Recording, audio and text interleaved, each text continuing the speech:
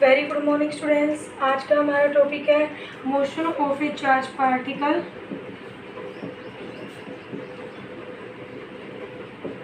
In a uniform magnetic field.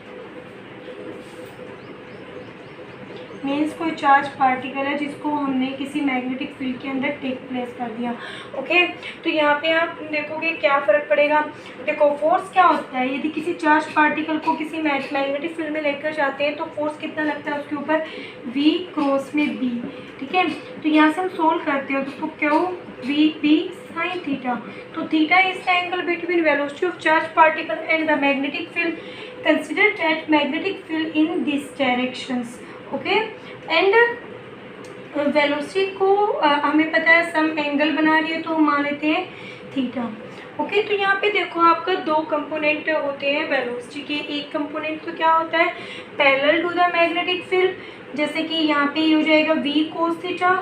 Okay, तो magnetic field and V cos theta are the parallel. और एक component होता है जो उसका परपेंडिकुलर होगा V sin थीटा। तो magnetic field is perpendicular to the V sin theta.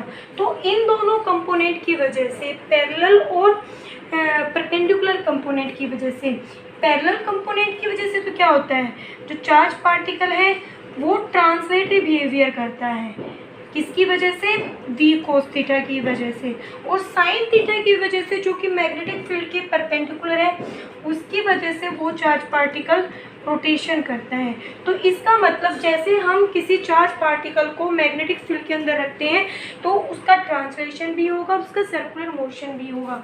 तो ऐसे सर्कुलर मूव करते करते वो आगे की ओर ट्रांसलेट हो रहा है। देखो यहाँ से, तो इस टाइप के जो मोशन को हम बोल देते हैं हेलिकल मोशन। ओके, ये कब प्रेजेंट है, जब आपका मैग्नेटिक फील्ड क्या है, यूनिफॉर्म है। तो यहाँ पे जो ट्रांसलेटरी बिहेवियर है वो किसकी वजह से होगा, पैरेलल कंपोनेंट की वजह से। और रोटेशनल बिहेवियर हमारा किसकी वजह से होगा, V sin थीटा की वजह से।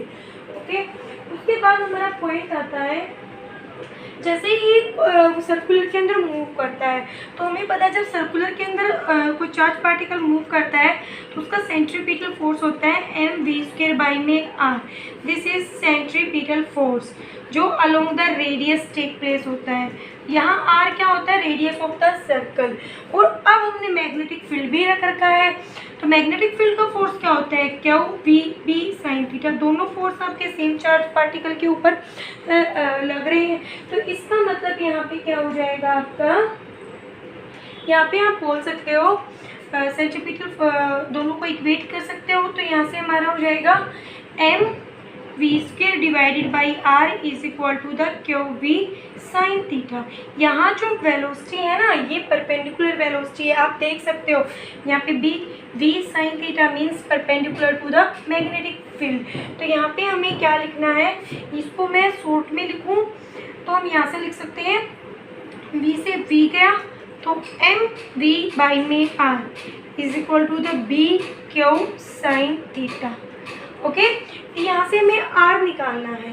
आप क्या करो, एक B से भी तो हमारा कैंसिल आउट हो चुका है, आप यहाँ से r निकालोगे या आप ऐसा करो, आप है ना इसको V परपेंडिकुलर से रिप्रेजेंट कर लो ताकि हमें बार बार प्रॉब्लम ना हो। इसको मैं V परपेंडिकुलर से रिप्रेजेंट कर रही हूँ क्योंकि आपको पता है V perpendicular V sine theta और ये V परपेंडिकुलर का स्क्वायर। एक वेलोसिटी से वेलोसिटी गया तो यहाँ पे आपका V परपेंडिकुलर कंपोनेंट कितना आ गया, B Q R divided by में M।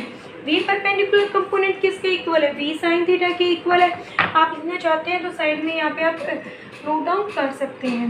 ओके, तो मतलब क्या हो गया, यहाँ पे आपका जो सर्कुलर मोशन के लिए रिस्पॉन्सिबल होगा वो आपका होगा V परपेंडिकुलर कंपोनेंट। यहाँ से आप R की वैल्यू निकाल सकते हैं mv परपेंडिकुलर डिवाइडेड बाई में V क्यू।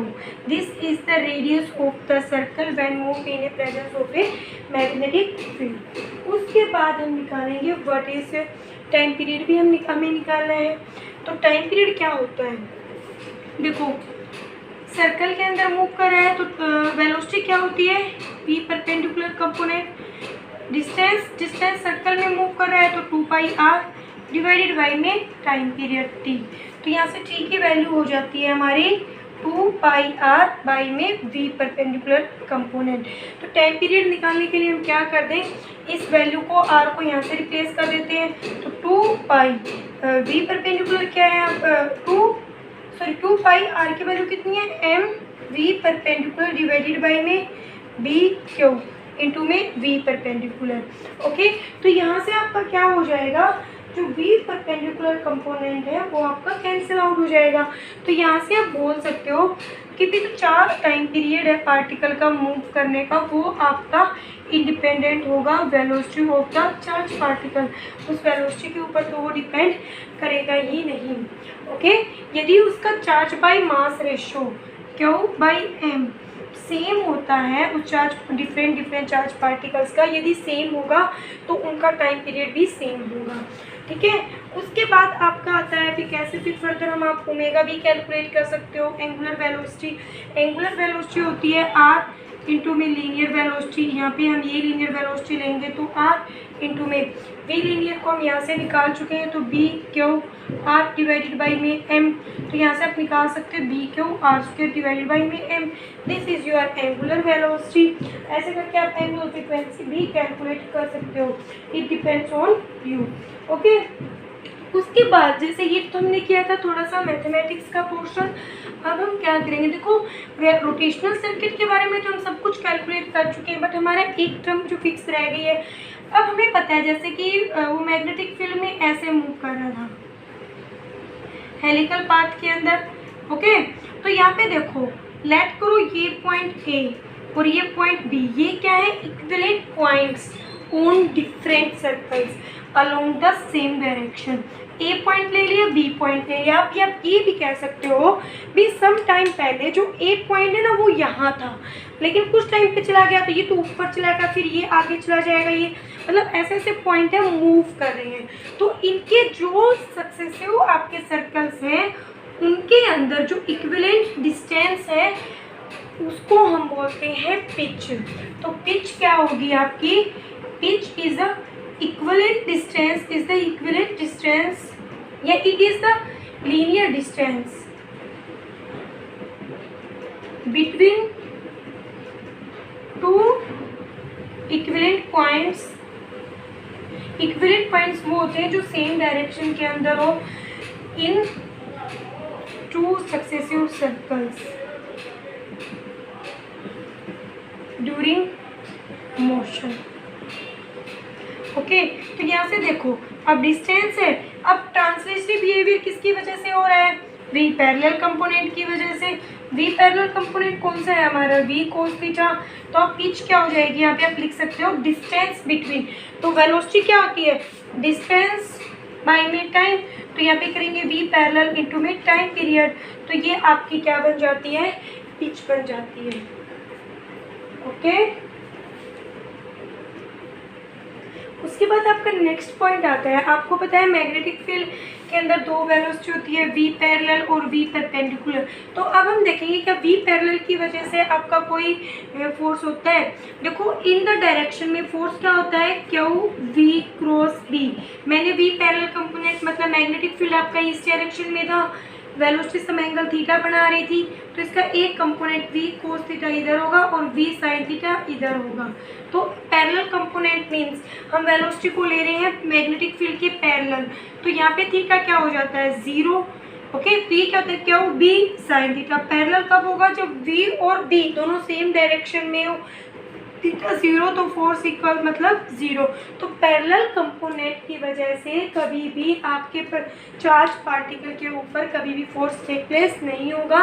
मतलब क्या, यदि या तो थीटा आपका 0 हो या फिर आपका 180 हो, कभी भी आपका उस केस के अंदर चार्ज पार्टिकल के ऊपर फोर्स नहीं लगेगा। जैसे वो आपका पहले मूव कर रहा था, बाद में भी वो ऐसे ही मूव करेगा। लेकिन यदि जो रिस्पॉन्सिबल होता है फोर्स के लिए वो होता है वी परपेंडिकुलर। तो क्योंकि उस केस के अंदर क्या हो जाता है, Q V B sine theta. अब velocity is perpendicular to the magnetic field, then theta क्या हो जाएगा 90 और साइन 91। तो उस केस में उस फोर्स के चार्ज पार्टिकल के ऊपर आपका मैक्सिमम